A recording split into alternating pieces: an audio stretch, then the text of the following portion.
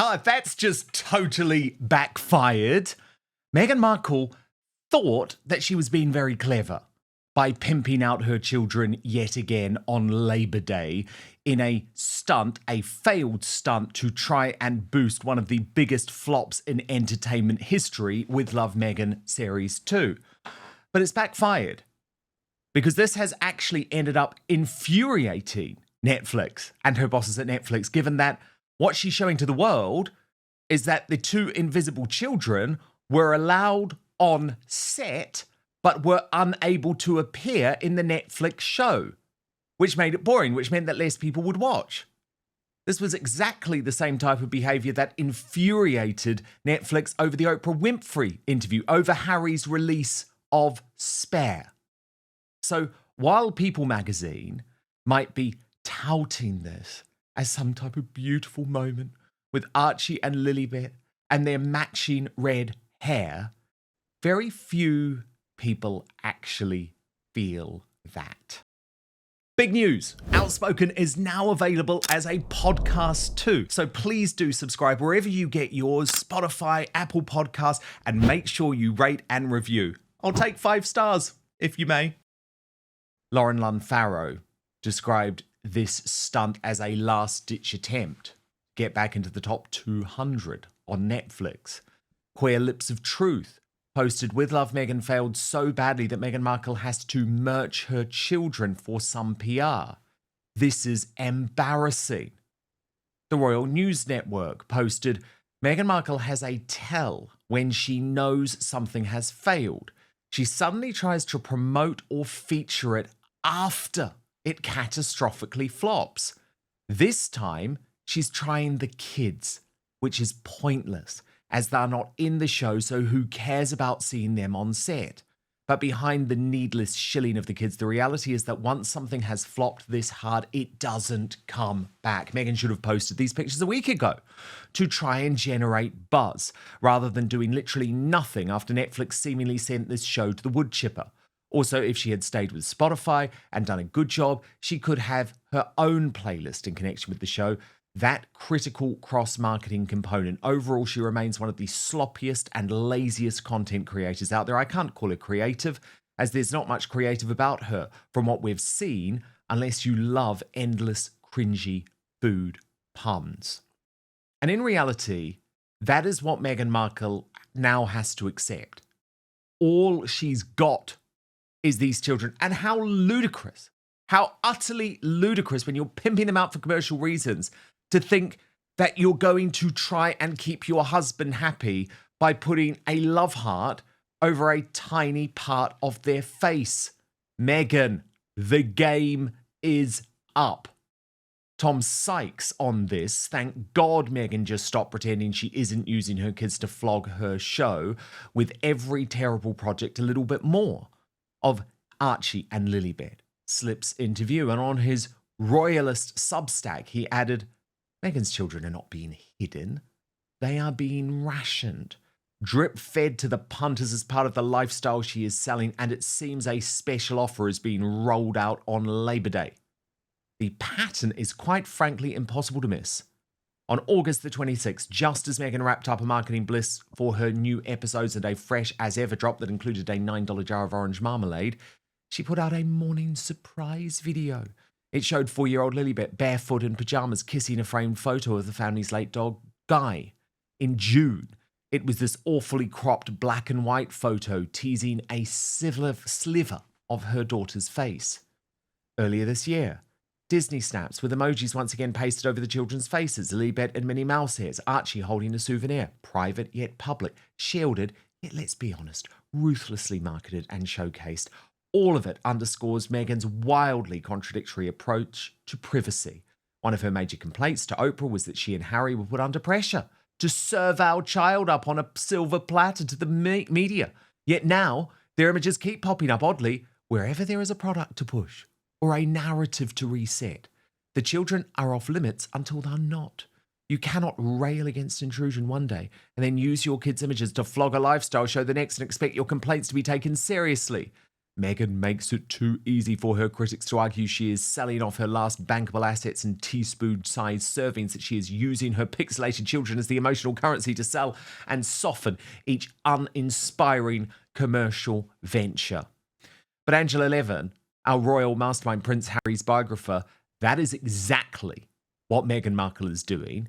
The irony here, though, is that she's just managed to completely infuriate Netflix by insisting that these two kids are not featured on the show at all, not even in a long shot, not even on a Polaroid, but then she'll offer them up on Instagram on set of the show once the show is already a catastrophic flop. Does she just not understand what's going on, Angela?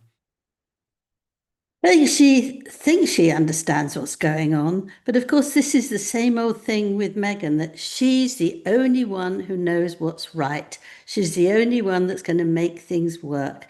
And she won't listen to anybody. I mean, not people who've been practiced by something, who've worked in that type of thing for decades. She doesn't listen. She absolutely doesn't listen because she knows best. And it's absolutely snowing negative things for her now. I mean, it's taken a long time for people to understand how appalling she is. And I'm one of them. But I'm very pleased that people can see that she is actually dreadful. Yeah, I mean, I just find it hilarious that at the end of the day, this will just annoy Netflix, and I am told has annoyed Netflix, because what she's never done, Angela, is actually really cherish and treasure the people who were prepared to pay her money. I mean, we know what happened with Spotify, who dismissed her as effing grifters, but Netflix, the only major brand that has stayed loyal over this amount of time, at every angle ends up being screwed over. Angela, the Oprah Winfrey interview went to CBS, not to Netflix. The Harry and Meghan reality series on Netflix was overshadowed by a whole load of revelations in Harry's book Spare, which they weren't happy about. And now she's much more interested in actually pushing her Instagram and using her children there to build her brand, rather than actually finding a way to tastefully include them in her show. No wonder they're fuming.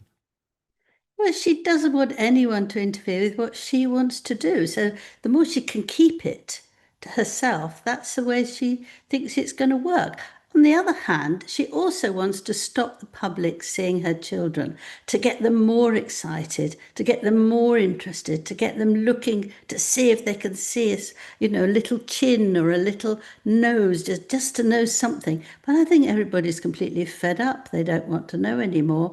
You can only do that at the beginning, once or twice, as a sort of joke, and then you show them, and that's it. But she's doing it day after day after day after day. And frankly, what does it care? It doesn't, does it? It's just it makes people just feel more and more fed up with her. And Angela, we've got this playlist of, her With Love Meghan playlist, the songs that she loves. But again, I mean, all of this, I just dismiss it because this isn't really what she likes. It's what she thinks she wants to put out to the world. James Taylor, How Sweet It Is to Be Loved by You. Summer Breeze. Ain't We Got Fun? I Want to Dance with Somebody. My Guy. Lovely Day. But it's like, Angela, we know that she doesn't bring joy to the people who she's working with in their day-to-day life. So this idea that we should all believe that she's some type of Motown girl just zipping around in her barefoot, it's such a false impression, and we know that, and that's why people don't buy into it. Yeah, but you would imagine that if somebody had cut such a big opportunity, Netflix was so fed up with them, they were going to get rid of them altogether, and that is a huge amount of money they would lose. You would think that if they gave you another chance, you would do your best to please them, to show them that you're really good. But she doesn't do that. She's not going to be taken away from what she thinks of that moment because she is so special. She's amazing. She's wonderful. And nobody understands how clever and brilliant and wonderful she is. And it's absolutely It's fascinating to see someone like that who won't budge, is hopeless, and actually more and more people dislike her. And Angela, these are the other pictures that she decided to share of her Yes. behind the scenes of With Love Megan. And she posted it with this message. Filming season 2 of With Love Megan was more fun than you can imagine. Part of how we kept the vibe alive, music.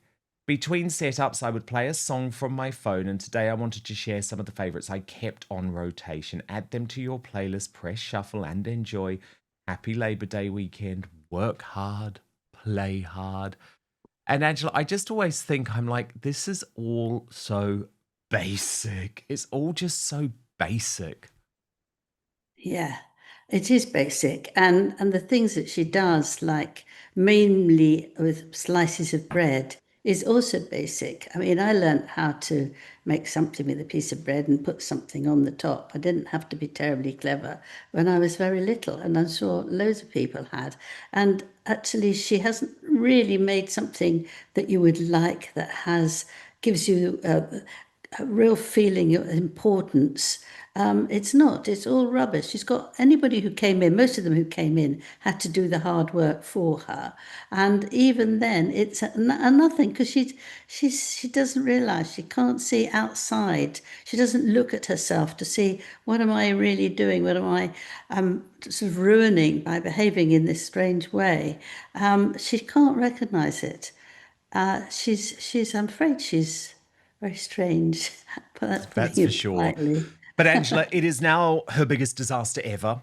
And that is saying something because, my God, there have been some disasters. But look at this Rotten Tomatoes rating, Angela. Now, Rotten Tomatoes is considered sort of like the industry standard in terms of rating both what the critics think, but also what the public think. But you can see they're 20% and 26%. I mean, it's as bad could get. And Yes. Newsweek, and this is what's interesting because it's the guy at Newsweek, Jack Royston, who previously has done a lot of propaganda on behalf of Harry and Meghan, including platforming Christopher Boozy, the head of the Sussex squad, quite recently. But in fairness to him, he is just reporting the truth, and the statistics don't lie in this case, Angela. So he has put out there, and I'm sure Newsweek will now get cut off by Montecito for a little while. Meghan Markle cooking show new season rated even worse than the first. The second series of Meghan Markle's cooking show has been hit by searing criticism from reviewers, landing it an even worse Rotten Tomatoes rating than season 1. With Love, Meghan's latest 8 episodes were described by The Guardian as so painfully contrived that it's genuinely fascinating, while UK broadsheet The Times said it was a series in search of a meaning fronted by a woman in need of some cash. Those were just 2 of the harsh reviews that contributed to season 2, landing a Rotten Tomatoes rating of 20%, 13% lower than season 1, which has a rating on the site of 38%. And its popcorn meter or audience score also slumped from 33% for season 1 to 27% for season 2.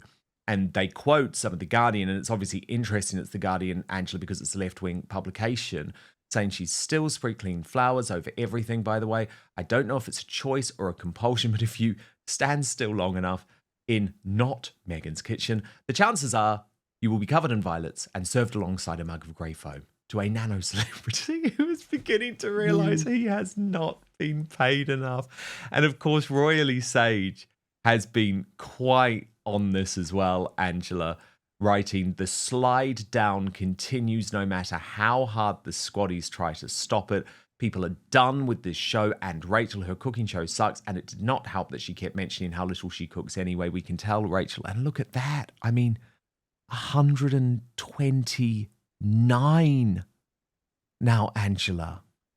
Yeah, it's going down fast, isn't it? But I mean, if you've seen it once, you've seen it once, and it's extremely boring, and it's for sprinkling things on whatever she can, and it's for dealing with a slice of bread. You don't want to see it again. You've seen it, you've done it. You want something quite different, and she doesn't seem to be able to find it. She got one or two people in with something, but really, she can't actually sit down and start from the beginning and make a huge difference about what she's going to do. But she won't, because these are the things she can do, and she repeats them again and again and again, just like with the children. Isn't it enough of seeing the back of your children? And no, you've got to see this silly joke again and again and again with little hearts on, which is actually cruel, because the last thing she's doing is showing she really loves them and she wants everyone to see them. Very true. Angela, I think the only thing I've been happy about, though, is the great spoofs and also the great sort of TikTok critics are back. And I actually enjoy their takes so much more than the show itself. And actually, sometimes it makes it almost worth it. One of my favorites from season 1 was Annabelle Fenwick Elliott. She's big on TikTok. She also writes sometimes for the Daily Telegraph. This was her review of episode 1. But first, let's be honest, what passes for journalism today is little more than politically charged activism with a headline slapped on top. Truth gets buried under layers of spin, agenda, and algorithm-driven narratives. That's why I turn to Ground News. It cuts straight through the noise and shows you exactly what's happening. Ground News brings together headlines from over 50,000 sources across the globe, but what really makes it powerful is the transparency. You don't just see the stories, you see the political bias behind every source, the ownership ties, and the coverage breakdown across the spectrum. That's why over 1 million people have downloaded Ground News. Even the Nobel Peace Center praised it as an excellent way to stay informed, avoid echo chambers, and expand your worldview. See for yourself at ground.news/outspoken. My favourite feature is the blind spot feed. It shows you which stories are blowing up on one side of the aisle, but barely mentioned on the other. It's the clearest way to see media bias in action. So here's an example of a story barely getting any traction on the right. Joe Rogan just accused the Trump administration of gaslighting its own supporters over the Epstein scandal. It's a rare moment of someone considered to be on the right openly calling out Trump's team in such blunt terms. And here's one the left is completely ignoring. Reports say Kash Patel discovered burn bags stuffed with classified documents tied to the Trump-Russia probe. In other words, there may have been a deliberate effort to destroy evidence, yet almost no one on the left wants to touch it. I wonder why. With every story, Ground News shows you the entire spectrum of who's reporting from left, right, and centre, and how reliable each source is. Also, importantly, who owns each outlet? It's everything the corporate press doesn't want you to see or know. And right now, you can get 40% off the Vantage plan, which gives you unlimited access to all the features I personally use for just $5 per month. Just visit ground.news/outspoken, click the link in the description, or scan the QR code on screen. That's ground.news/outspoken. But now, back to the show. Of Meghan telling a big fat whopping lie, which is kind of funny. The theme is getting out of our comfort zone. Nothing about watching this is comfortable, so I guess they won there. Danielle is back. 2 chefs are here to show us how to cook. Supposedly, learn absolutely nothing about how to cook unless you count don't rub your eyes after chopping cayenne pepper. That's one of the tips. You get the idea. There's crafts, there's s'mores, flower arranging, there's baking. The chat between these friends is so shit. The fact that they put in some of the stuff that's in there, like that made the final cut, means that these guys spent the entire day together. Holy McMoley, they're boring. Okay, the irony is not lost on me that since watching season 1 of Meghan Markle, I've become quite weirdly obsessed with Ballerina Farm. I kind of want to become a trad wife now. It's my latest type of fixation. I don't know what it is, but I bought some gingham dresses and I'm probably going to make sourdough soon. So I thought maybe I'd be quite into this. Alas, now I'm interrogating. Why do I not think Hannah Neilman, the Ballerina Farm lady, is insufferable? I do think Sparkly Markley is awful. Hannah stands for loads of things that I stand against. She's Mormon. I'm very anti-religious. I know a few Mormons, weirdly, and they're all really nice in person. It's bizarre. Anyway, she's Mormon. She runs a dairy farm, which I inherently find cruel. She's beautiful and she's thin. You'd think that I'd be jealous of her. People always accuse me of being jealous of Meghan. I think it's because Hannah Ballerina Farm isn't pretending, so I can get past all of her weirdisms, whereas Meghan is pretending all the goddamn time. And I find it cringy and weird. Angela, she's very funny, isn't she? Very, She's very very good. funny. Yes. Angela, I also just wanted to ask about the picture of Archie, because a lot of people are talking about the soccer shirt, the football shirt that he was in. Because Yes. Nancy Sidley on this said, why does Meghan send her kid to a soccer school all of the way in Studio City, the Valley? Do they not have schools in Santa Barbara? And a lot of people are now asking questions about that. But what's interesting, Angela, is the soccer school itself, GB Soccer School, has now posted the tweet, and so they seemingly support it. But as JLT Speedfigure wrote, the company shared her post, so something doesn't add up, plus $500 for a child's soccer camp. So again, lots of people wondering if this is potentially some type of commercial tie-up. Yes, it looks like it. Otherwise, he wouldn't have worn that. She wouldn't have let him. I saw it and I thought, oh God, she's not making money out of a sort of football t-shirt. I mean, it starts to get really disgusting. And in a way, it's encouraging other people to do the same thing, isn't it? We're bound to see more. It just is. It just is dreadful to try and make money on your children, which she's been doing now for several months, to try and make money on your mother or your husband or anybody is what she's doing now. And it looks so cheap and awful. That's why people just can't bear it. Yeah, indeed. And because Nancy Sidley's point on this whole thing, Angela, is that actually there's no way even the paparazzi would have been able to take pictures of Meghan and the children on the way to school. She wrote, perhaps do not take pics of kids in California unless it's approved. And in my years of teaching at a private school, there were never any breaches of privacy. The pic of Meghan taking Archie to school was pre-approved by her and sold to a publication during Prince Philip's funeral, by the way. So I guess her point being, Angela, this has been a long time coming, and there is probably going to be more of this. It is the pimping out of the children. It is grim, but it feels like all she has left.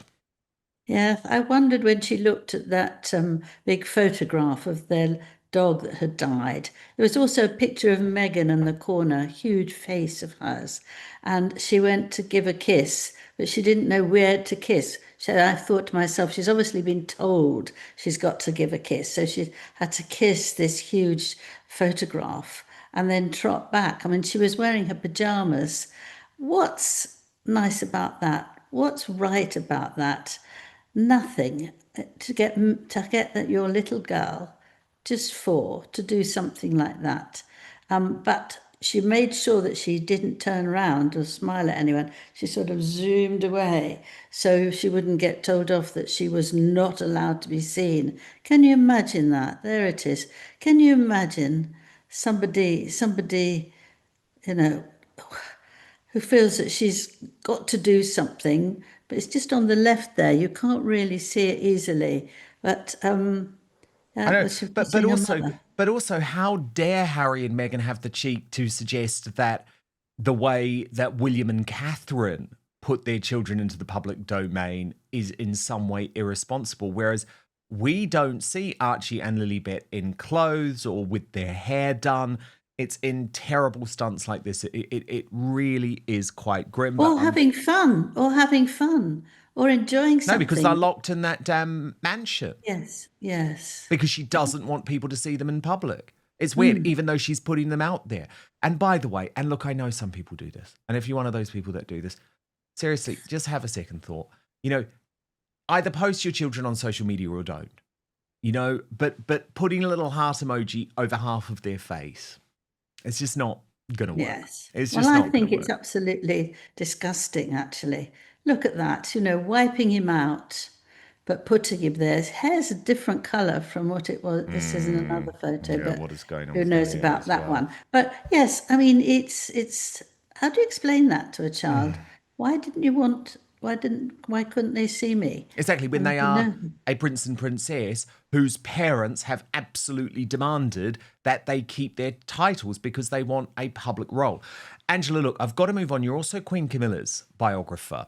And Yeah. this sex attack has been revealed in a new book by Valentine Lowe, but there's a lot of controversy being sparked. So first, let me just show you Valentine Lowe on BBC News explaining what went on with the story and how he received it from Boris Johnson's team. Going to Paddington, London Paddington, and some chap started groping her, and she told this to Boris Johnson when he was mayor of London, and Boris was obviously all agog as anyone would be, and said, well, what did you do next? And Camilla said, I did what my mother taught me. I took my shoe off and I whacked him in the nuts with a heel. So it's obviously created lots of headlines, but Tom Bower, the royal author, receiving some pushback. And Angela, I know you've got something to say about this, but this was how he spoke about it on GB News. Watch. The point about Camilla is that she wasn't a normal royal when she was a teenager. She was a very, very active woman around town and had a huge social life. And so was a great party girl. So to say that she had to fend for herself isn't actually a shocking revelation, in the sense that in those days and even now, she was extraordinarily good looking. She was it's fair to say, quite flirtatious. She had a lot of friendships.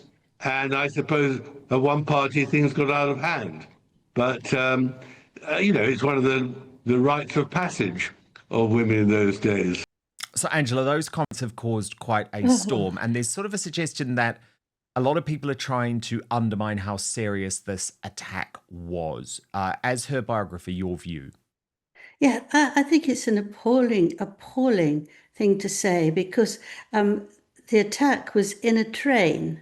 So she wasn't at a party, she wasn't drunk, she wasn't anything like that. She was obviously in a train.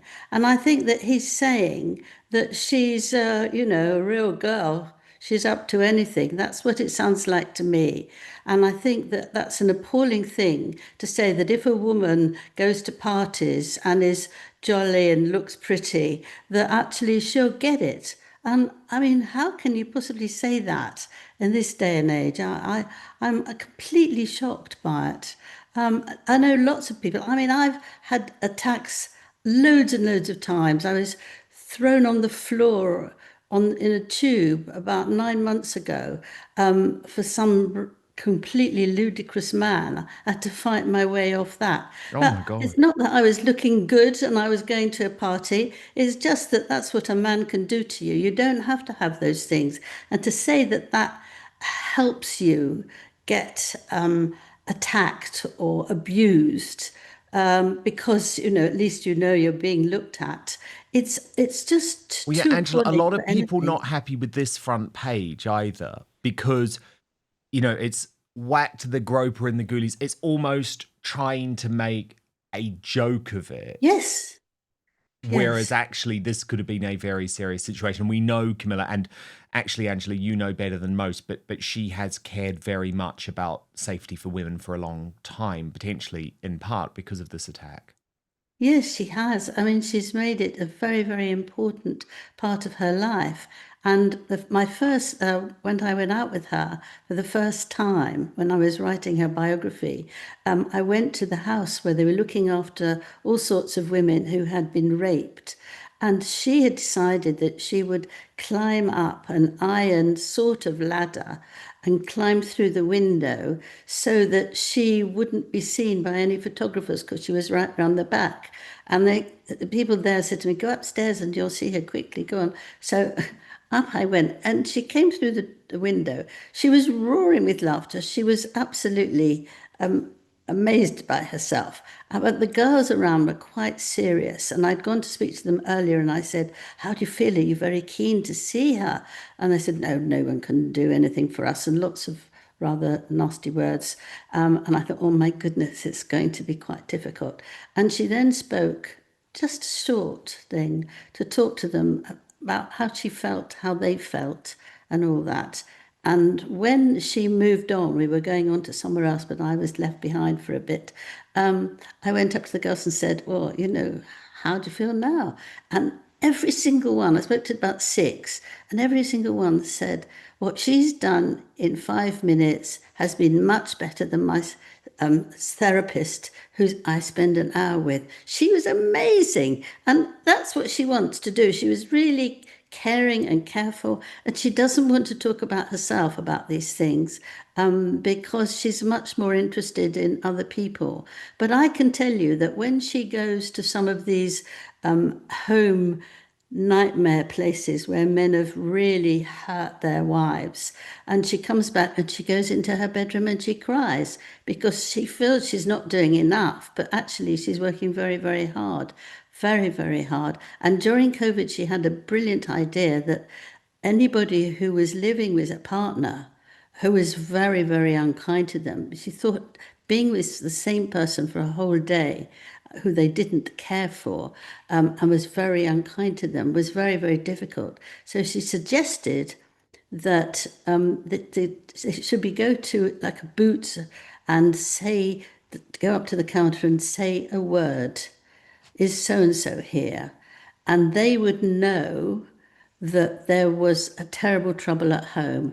And this worked very well because during COVID, you could actually go out to the to Yes, Boots. I see. No, she cares about it a lot.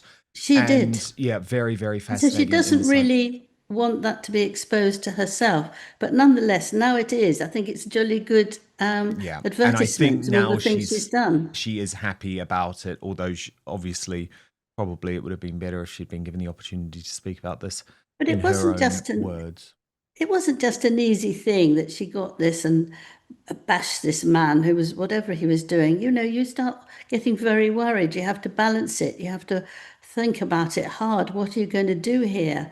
And it's not just some fun that because she's a toughie or because she goes to lots of parties and is used to being chased by various men. It's nothing to do with that. And it's horrible to put that as an Exactly. excuse. And think if that was your daughter, of course.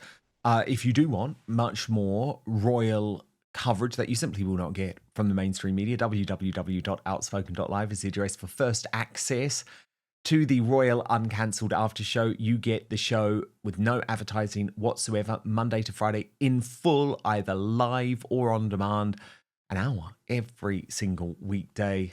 And Substack's a really important platform for me, focused on free speech. You can message me direct. I'm protected there from lawfare. The address, www.outspoken.live. Thank you so much for watching Dan Wootton Outspoken. Please click on my face just to the bottom left to subscribe to this brand new independent news source and turn on the notification bell so you'll be alerted to our brand new live shows, uncancelled interviews, and special royal episodes. Outspoken is also now available as a podcast, so you can listen to the show every weekday on the go, wherever you are.